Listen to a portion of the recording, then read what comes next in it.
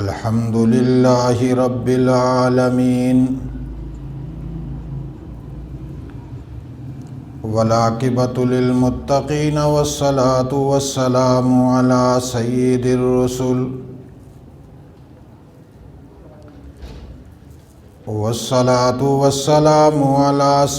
الرسل وخاتم النبيين وعلى آله وأصحابه الطيبين الطاهرين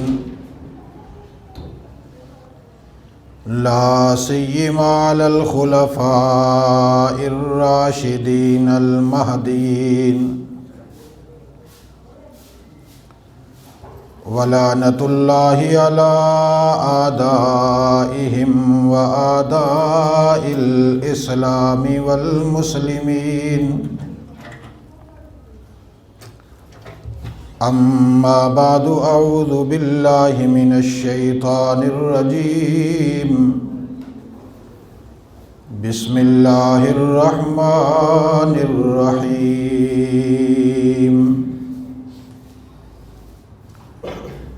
هو الذي بعث في الأميين رسولا منهم يتلو عليهم آياته ويزكيهم ويعلمهم الكتاب والحكمة وإن كانوا من قبل لفي ضلال مبين. قال الله تبارك وتعالى في مقام آخر: لقد كان لكم في رسول الله أسوة حسنة. صدق الله العظيم.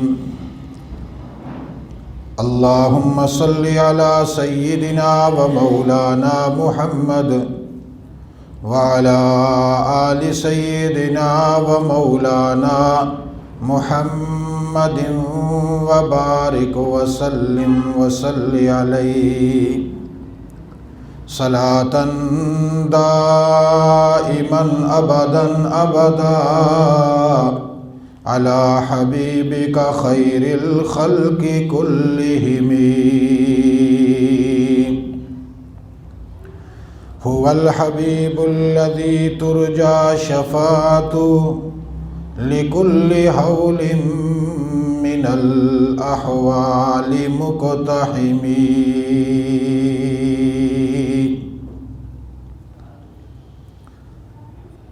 تلاوت کردہ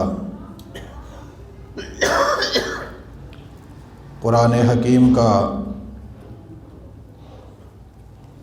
مختصر اور جامع حصہ رسالت مآب صلی اللہ علیہ وسلم کی حیات طیبہ سے تعلق رکھتا ہے۔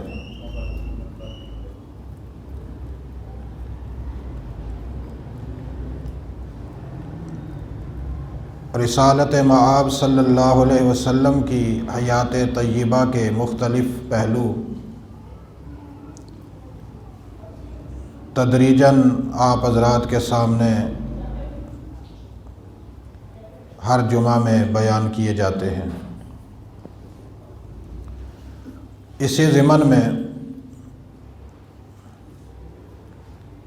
شاگردان رسول صلی اللہ علیہ وسلم کا تذکرہ چل رہا تھا۔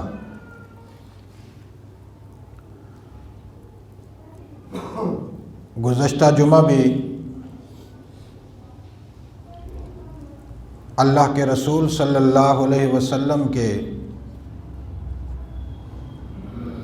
مدرسہ کے ایک مایہ ناز طالب علم عمار بن یاسر رضی اللہ تعالی عنہ کے حوالہ سے کچھ باتیں گوش گزار کی تھی۔ آج کی نشست میں بھی ان کی زندگی کے کچھ پہلو آپ حضرات کے سامنے رکھے جائیں گے۔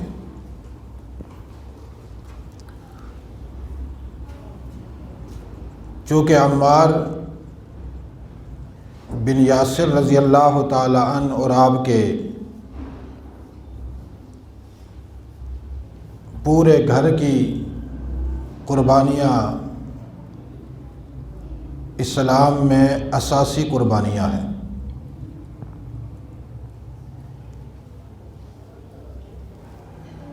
اور بڑی تکلیف دہ آزمائشوں سے گزرے ہیں۔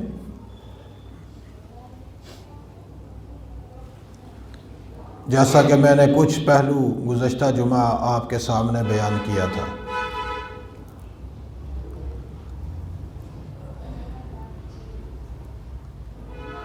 باقی پورا گھر شہید ہو گیا اور حضرت عمار تن تنہا بچے۔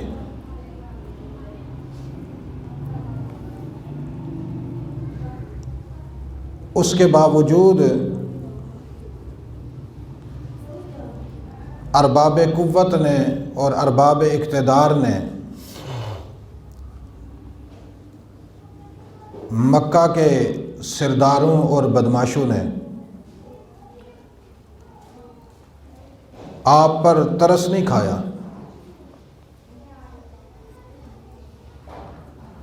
دامن رسول صلی اللہ علیہ وسلم سے وابستہ ہونے کی سنگین سے سنگین سزا دی گئی۔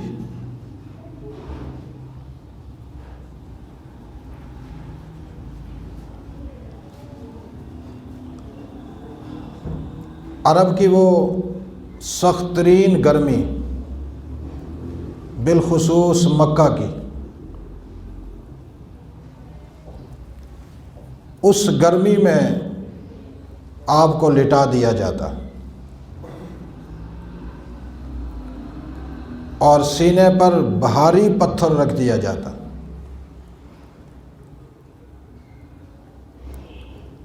تاکہ گرم ریت سے جلے اس کی پیٹھ اور سینے پہ پتھر کا بوجھ بھی ہو اور اس کی حرارت اور گرمی بھی ہو، جس کی وجہ سے اتنی تکلیف سے گزرنا پڑا حضرت عمار کو کہ آپ کی پیٹھ سے گوشت بھی جل گیا، چربی بھی جل گئی، صرف ہڈیاں رہ گئی آپ کی پیٹھ پر۔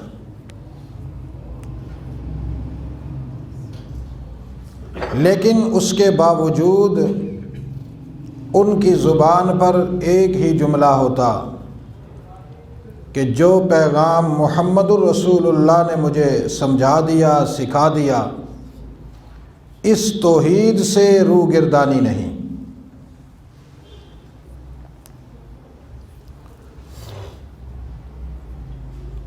حضور کے ان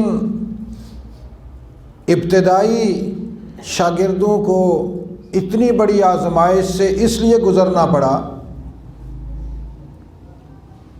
اللہ نے یہ قانون بنانا تھا کہ میرے محمد کے ساتھ وابستہ ہونے سے پہلے اچھی طرح سوچ لو، اس میں پھولوں کی سیج نہیں ملے گی، کانٹوں کی مالا ملے گی۔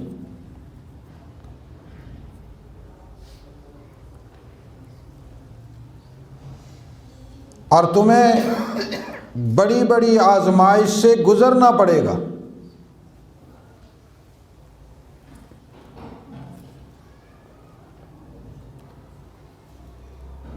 لہذا غلامی محمد میں آنے کے بعد مسلمان کو ہر طرح کی قربانی سے گزر جانے کا عزم مصمم کرنا چاہیے۔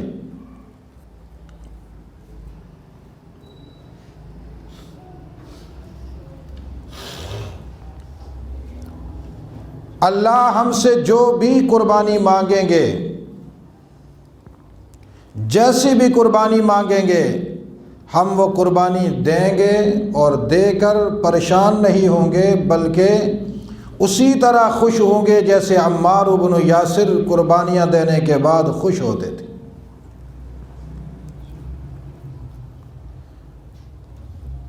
تاریخ کا کوئی طالب علم، سیرت کی کوئی کتاب،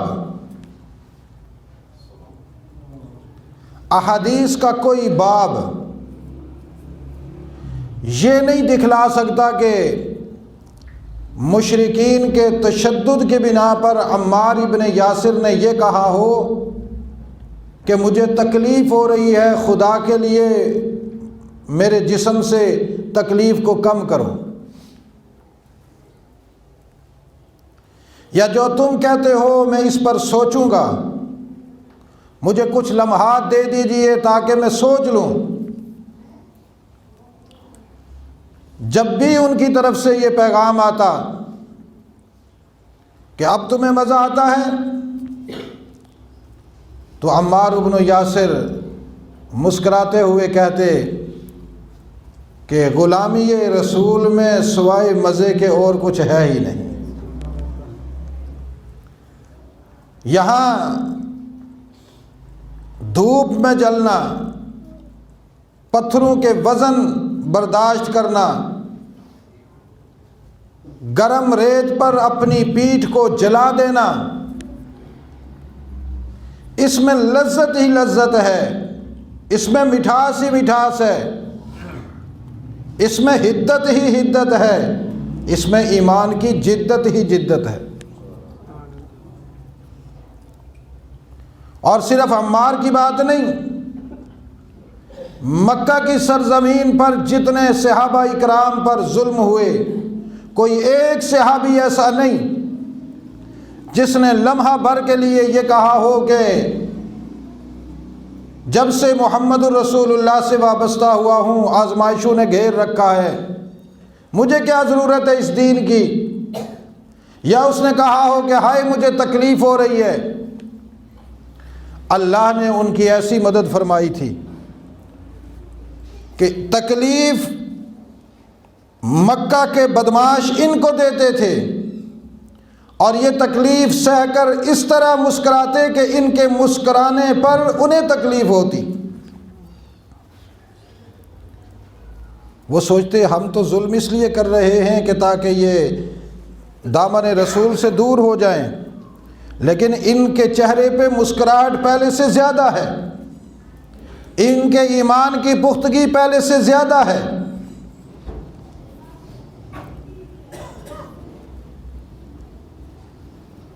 عزیز دوستو، صحابہ اکرام کی وہ بنیادی قربانیاں جو ہمارے اس دین اسلام کی قوت ہیں، قیامت تک کوئی قوم، کوئی جماعت صحابہ اکرام کا کردار پیش نہیں کر سکے گی۔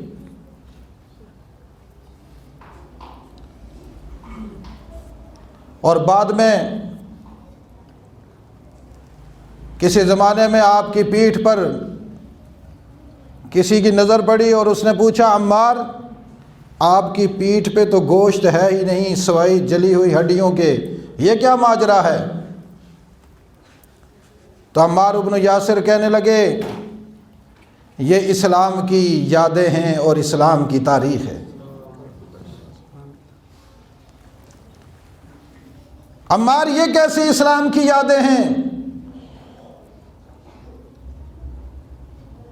ہم نے تو اسلام کی یادوں میں حلوہ دیکھا ہے،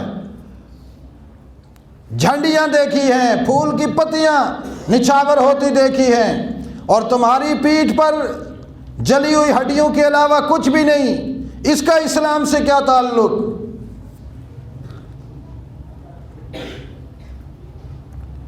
تو عمار نے فرمایا تم نے اسلام دیکھا کب ہے؟ اسلام تو عمار نے دیکھا ہے جس نے محمد کی زبان سے کلمہ پڑھا اور پھر تپتے صحرا پہ لیٹا، سینے پہ پتھر، کمر گرم ریت پر، اور پھر ساتھ ساتھ تشدد اور مار، اور وہ مجھ سے پوچھے بتلاؤ کہ کلمہ پڑھو گے، اور میں پڑھتا لا الہ الا اللہ۔ اس توحید کے جملے میں جو لذت مجھے آتی، مجھے کبھی پتہ نہ چلتا کہ میری پیٹھ جل رہی ہے یا میرا سینہ جل رہا۔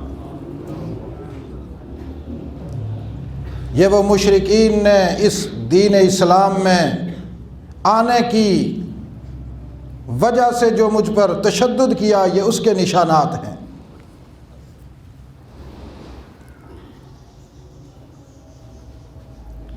اور یاد رکھیے ان صحابہ اکرام کی قربانیاں، حضرت عمار بن یاسر جن کی پیٹھ پر گوشت نہیں تھا، اللہ نے وہ نشانیاں قیامت تک رکھنی تھی۔ ابھی پچھلے دور میں بر صغیر کا عظیم مجاہد عالم دین، جس کا نام آپ کو کسی پاکستانی اور ہندوستانی تاریخ کی کتاب میں نہیں ملے گا،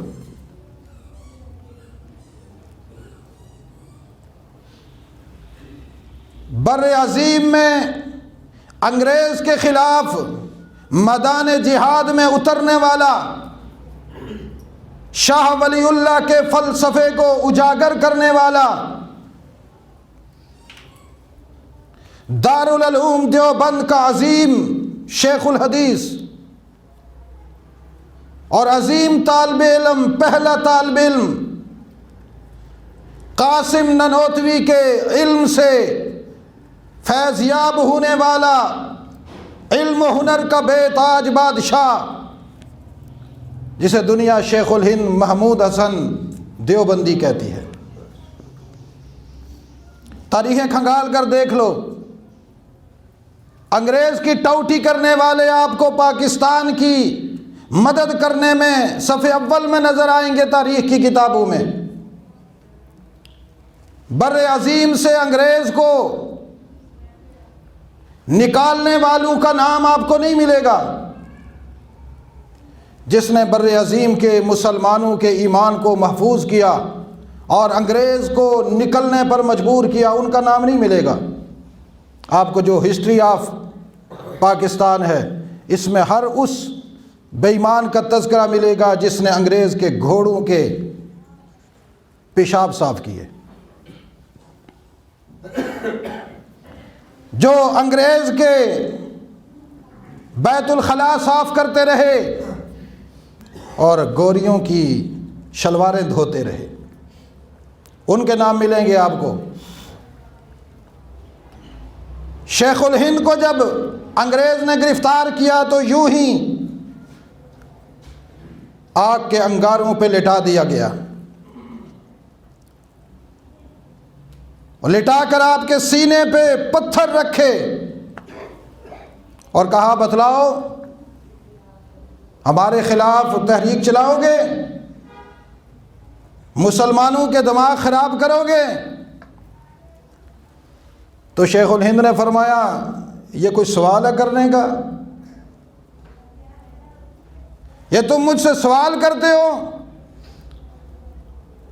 میں محمود حسن ہوں، جس مکتب کا پہلا طالب علم ہوں۔ اس مکتب کا فلسفہ ہی یہی تھا کہ بر عظیم پر انگریز قابض ہے، اس کو بر عظیم سے نکالنا ہے۔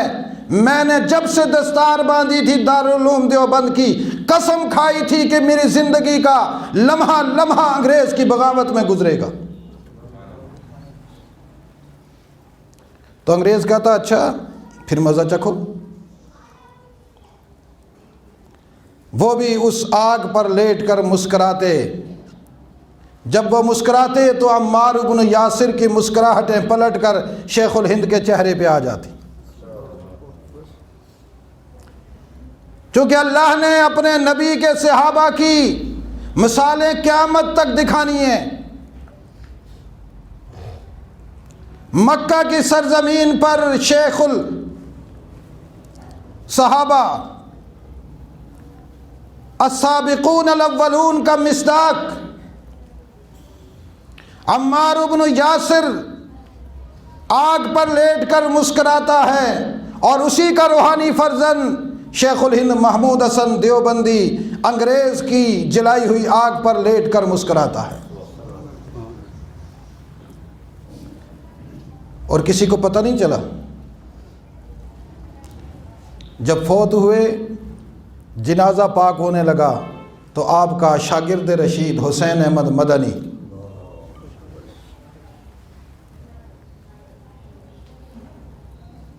جس نے مالٹا کی جیل میں شیخ الہند کو 30 دنوں میں قرآن یاد کر کے سنایا۔ حضرت شیخ الہند مالٹا کی جیل میں تھے، رمضان آ گیا، دیکھا تو کونے میں بیٹھے ہوئے رو رہے ہیں۔ اب خود بھی حافظ نہیں تھے اور ساتھ اپنے شاگرد حسین احمد، وہ بھی حافظ قرآن نہیں تھا۔ استاد جی روتے کیوں ہیں؟ فرمایا کبھی کسی سال بھی رمضان میں قرآن سننے سے محروم نہیں ہوا، جیل میں ایک تو ہے ایک میں ہوں، حافظ قرآن کوئی نہیں، قرآن کیسے سنوں گا؟ فرمایا حضرت آپ قرآن سنیں گے؟ کہا کیسے سنیں گے؟ کہا یہ آپ کا شاگرد سنائے گا۔ صبح بیٹھتے قرآن لے کر، شام ہو جاتی اور جب عشاء ہوتی، عشاء کے بعد کہتے استاد جی کھڑے ہو جائیے سننے کے لیے، حسین احمد آپ کو قرآن سنائے گا۔ روزانہ ایک پارہ جیل میں یاد کرتے،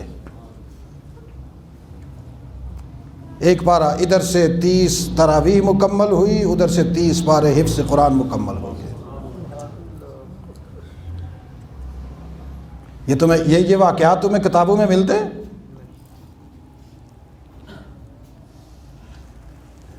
یہ کالجوں یونیورسٹیوں میں جو تاریخ تمہیں پڑھائی جاتی ہے اس میں ان بزرگوں کے واقعات ملتے ہیں؟ یہ انوکھے واقعات۔ اس حسین احمد مدنی نے جب آپ کو غسل دیا، آپ کے ساتھ جو 2 اور رفیق تھے غسل دینے والے، جب شیخ الہند کی کمر کو دیکھا گیا تو آنکھوں سے آنسو نکل آئے، پوچھنے لگے حضرت شیخ الہند کی کمر پہ سوائے جلی ہوئی ہڈیوں کے اور کچھ بھی نہیں، یہ کیا ماجرا ہے؟ حسین احمد نے فرمایا میرے استاد نے ایک راز رکھا ہوا تھا جس کو میں جانتا تھا، اور مجھے قسم دے کر رکھا ہوا تھا کہ زندگی بھر کسی کو بتلانا نہیں، میں خدا کے دربار میں جاؤں گا، یہ راز لے کر جاؤں گا، دن قیامت کے خدا کو دکھلانا چاہتا ہوں۔ یہ انگریز کے تشدد کی بنا پر میرے استاد کو جب آگ پہ جلایا جاتا، آپ کی پیٹھ سے سارا گوشت جل گیا تھا۔ آج یہ انگریز کی کرسیوں پر بیٹھنے والے کہتے ہیں پاکستان ہمارا ہے، تمہارے باپ کا ہے۔ پاکستان میرا ہے، میرا۔ پاکستان کو حاصل کرنے میں میرے اکابر کا خون جلا ہے۔ پاکستان علماء کا ہے، پاکستان غریب عوام کا ہے، پاکستان ان مسلمانوں کا ہے کہ جن کا خون اس زمین پہ گرا اور اس زمین نے اس کو چوسا ہے۔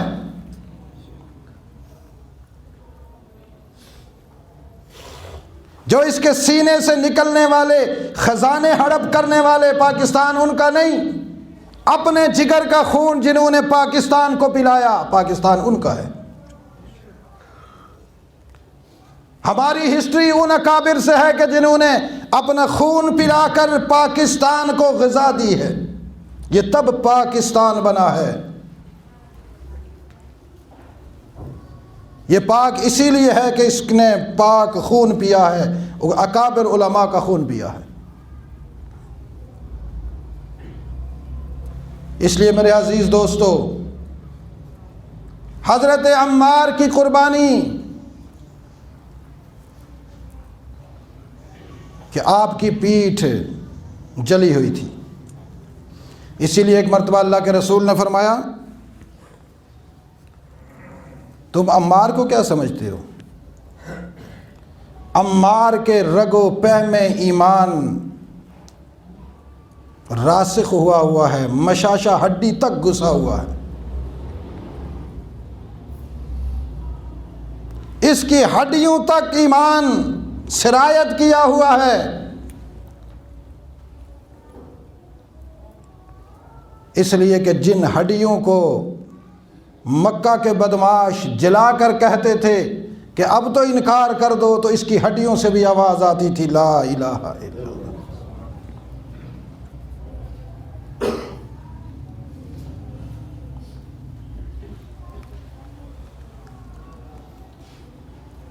اور ان کی قربانیوں نے ان کی قربانیوں نے اسلام ہمیں دیا ہے۔ آج جس کا جی چاہتا ہے وہ ان صحابہ اکرام کے بارے میں اپنی زبان کھولنا شروع کر دیتا ہے۔ میں نے ایک آدمی کا جملہ سنا، وہ کہتا ہے جی صحابہ اکرام کیا تھے، ہماری طرح ہی تو تھے۔ میں نے اسے کہا تو نے شکل دیکھی ہے کبھی شیشے میں؟ صحابہ اکرام تمہاری طرح تھے، شکل دیکھی ہے کبھی تو نے؟ تو اگر اسلام آباد جائے نا تو اسلام آباد کے جنگل میں جو خنزیر ہیں وہ بھی تجھے دیکھ کر بھاگ جاتے ہیں، کہتے ہیں میری برادری کا کہاں سے آ گیا۔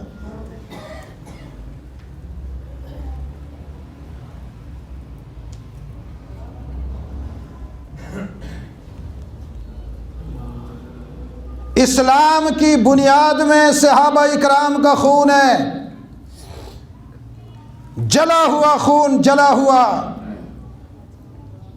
سوختہ دم، اور قیامت تک اس خون سے جو چراغ جلے گا، جلتا رہے گا، قیامت تک اس کی روشنی رہے گی۔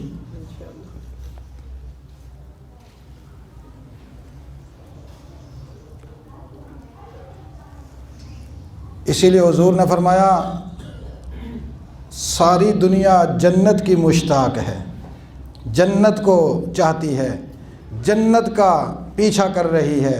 عمار وہ ہے، میں جدھر دیکھتا ہوں عمار جاتا ہے، جنت اس کے پیچھے پیچھے بھاگتی ہے۔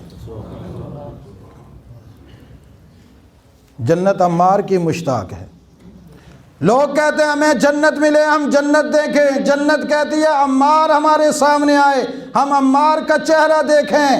طلب یہ ہے کہ عمار جلدی جنت میں آئے۔ تو میں نے تصور میں جنت سے پوچھا عمار کے پیچھے کیوں بھاگتی ہے؟ جنت کہتی ہے میرا حسن ادھورا ہے، جب تک عمار جنت میں نہیں آئے گا میرا حسن مکمل نہیں ہوگا۔ اور یہ میرا دعویٰ ہے، علی وجہ البصیرہ کہتا ہوں، قرآن پاک کے سمندر میں ڈوب کر مطالعہ کر کے بتلا رہا ہوں، جنت کا حسن اس وقت تک مکمل نہیں ہوگا جب تک اصحاب محمد جنت میں داخل نہیں ہوں گے۔ لولو، مرجان، زمرد اور پھر سونا اور چاندی جو جنت میں لگا ہوا اس کی حیثیت کیا ہے؟ جو قیمتی جواہرات وہاں لگے ہوئے ہیں ان کی کوئی حیثیت نہیں صحابہ اکرام کے مقابلے میں۔ ایک صحابی کی مسکراہٹ سے جنت میں حسن آئے گا۔ اسی لیے میں کہتا ہوں جنت کا حسن اگر صحابہ کی مسکراہٹوں سے ہے تو میرے اور آپ کے ایمان کا حسن بھی صحابہ اکرام کے ایمان کے تبسم سے ہے۔ اپنے ایمان کو اگر چمکانا چاہتے ہو تو پھر صحابہ اکرام کو اپنے دلوں میں بٹھاؤ۔ حضرت عمار بن یاسر فرماتے ہیں میں واحد وہ شخص ہوں جس نے رسول اللہ صلی اللہ علیہ وسلم کی معیت میں کفار مشرکین سے ہی جنگ نہیں کی، سر عام یوں شیطان سے جنگ کی ہے۔ سامنے پوچھنے والے نے پوچھا وہ کیسے آپ نے جنگ کی؟ فرمایا میں سفر میں تھا رسول اللہ کے ساتھ جہاد میں، ایک جگہ پر رکے، میں نے کہا یا رسول اللہ میں پانی لے کر آتا ہوں۔ حضور نے فرمایا اچھا جا رہے ہو تو ایک شخص ملے گا۔ حضرت عمار بن یاسر نے مشکیزہ اٹھایا، آگے نکل گئے۔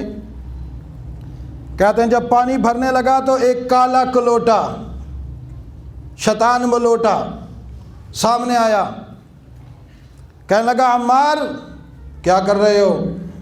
میں نے کہا پانی بھر رہا ہوں۔ کہا پانی نہیں بھرنے دوں گا اس وقت تک جب تک کہ تم برائی نہیں کرو گے، پانی نہیں بھرنے دوں گا۔ عمار نے فرمایا اچھا تو مجھے کہتا ہے میں برائی کروں، تجھے پتہ نہیں میں ہوں کون؟ اس نے کہا مجھے پتہ ہے تم کون ہو لیکن پانی نہیں بھرنے دوں گا، تمہیں گناہ کرنا ہوگا۔ عمار نے فرمایا میں محمد کا صحابی ہوں، ہم گناہ کرتے نہیں، ہم گناہ مٹاتے ہیں۔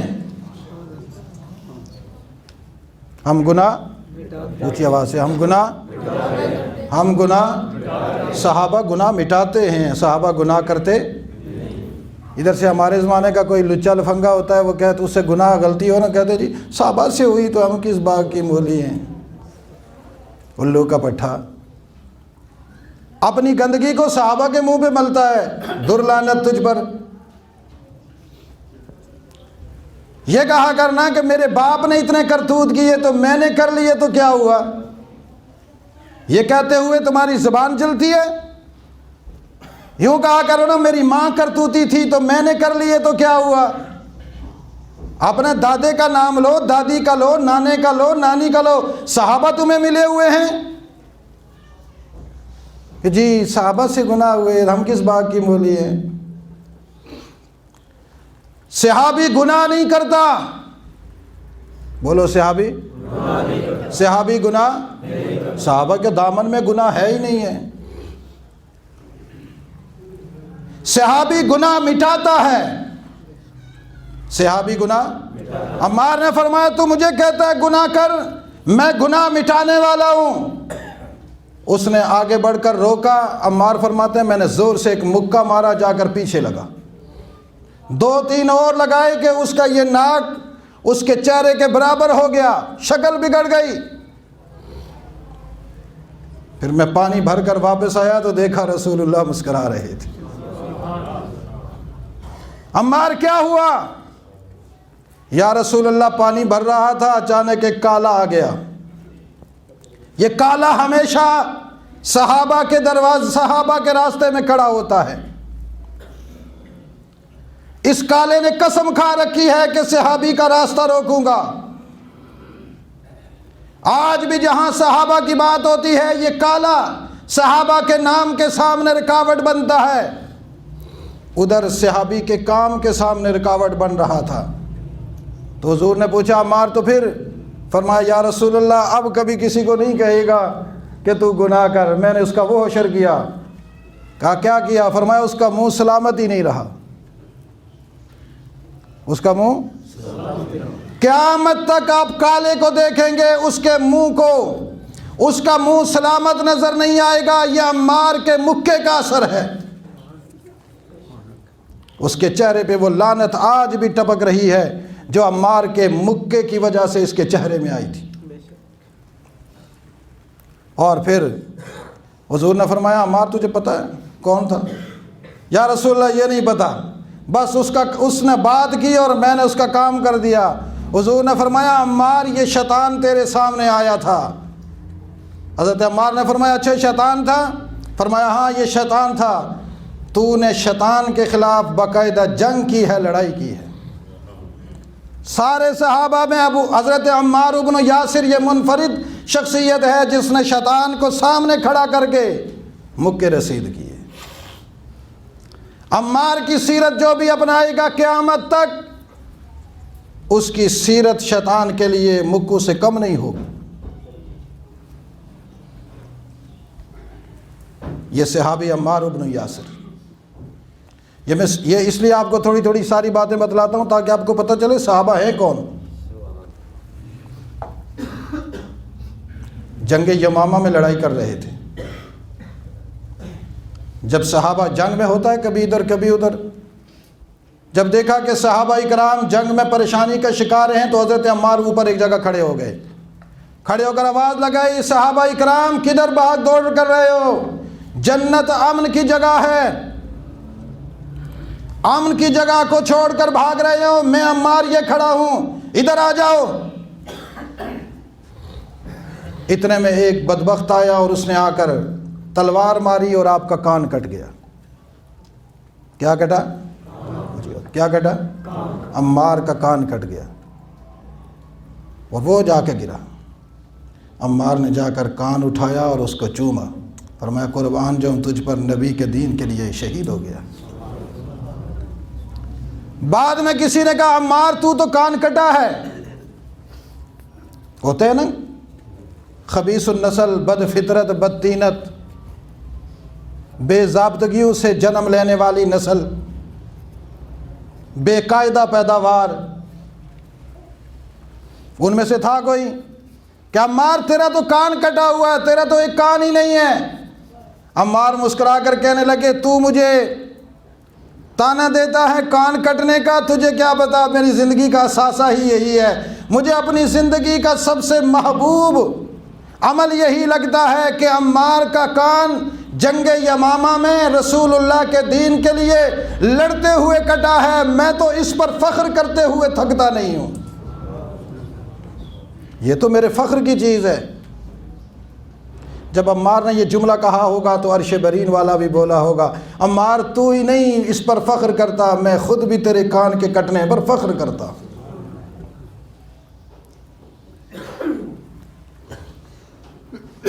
اس لیے عزیز دوستو، بالخصوص نوجوانوں، ان صحابہ اکرام کو اپنا آئیڈیل بناؤ۔ کس کو؟ ان کو اپنا قائد بناؤ، ان کو اپنا لیڈر بناؤ، ان کے علاوہ کسی کو لیڈر نہ سمجھو، باقی سب پلیڈر ہیں، باقی سب پلیڈر ہیں، صحابہ اکرام ہمارے لیڈر ہیں۔ بولیے صحابہ اکرام کیا ہیں؟ چونکہ صحابہ اکرام کی سیرت یہ ہمیں جنت میں لے کر جائے گی۔ حضرت عمار کے حوالے سے کچھ باتیں انشاءاللہ اگلے جمعے مزید عرض کروں گا کہ ان کی زندگی کے اور بھی بہت ساری چیزیں ہیں جو انشاءاللہ آہستہ آہستہ بیان کروں گا۔ یہ شاگرد رسول ہیں۔ یہ کیا ہیں؟ بولیے کیا ہیں؟ رسول اللہ کے مدرسے کے طالب علم ہیں۔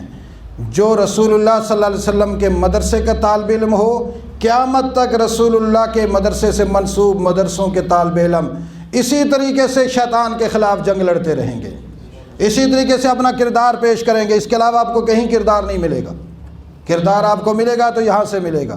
اللہ تعالی ہمیں عمل کی توفیق نصیب فرمائے۔ رمضان شریف چل رہا ہے، بیٹھ جاؤ بیٹے، بہت جلدی ہوتی ہے، تھوڑی زیادہ مسجد میں بیٹھ جایا کرو، بڑا ثواب ہوتا ہے۔ میں نے قسم کھا رکھی ہے انگریز کی ہر بات کو توڑوں گا۔ پہلے میں وقت کی پابندی کرتا تھا کہ چلو ٹائم ہو گیا فوراً نماز پڑھا دو، جب میں نے حدیثوں میں پڑھا کہ بھائی یہ تو سنت کے خلاف ہے، اس لیے تھوڑا لیٹ کر کے پڑھنا یہ زیادہ ثواب ہے۔ رسول اللہ صلی اللہ علیہ وسلم کبھی بھی ایک وقت میں نماز نہیں پڑھاتے تھے۔ یہ جو ٹائم فکس والا مسئلہ ہے نا، مسئلہ پھر یاد رکھو، میں بار بار اس لیے بتلاتا ہوں، یہ سب یہودی مسئلہ ہے۔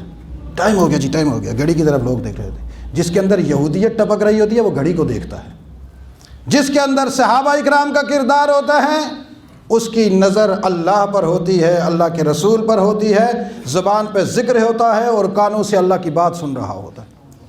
کئی دفعہ رسول اللہ صلی اللہ علیہ وسلم لمبا خطبہ دیتے تھے۔ تو یہ جو جدید مسئلے آج کل انگریز نے ہماری مسجدوں میں داخل کر دیے، کم از کم اس سے بغاوت کرنا ضروری ہے۔ اس لیے مسجدوں میں آیا کرو تو ایک دم جلدی نہ کیا کرو، بالکل آرام آرام سے اٹھا کرو، آرام آرام سے رکو سجدہ، اس کے بعد آرام سے بیٹھا کرو خود، تاکہ زیادہ دیر مسجد میں رہو۔ جتنا دیر مسجد میں رہو گے اتنا اللہ تمہیں زیادہ ثواب عطا فرمائیں گے۔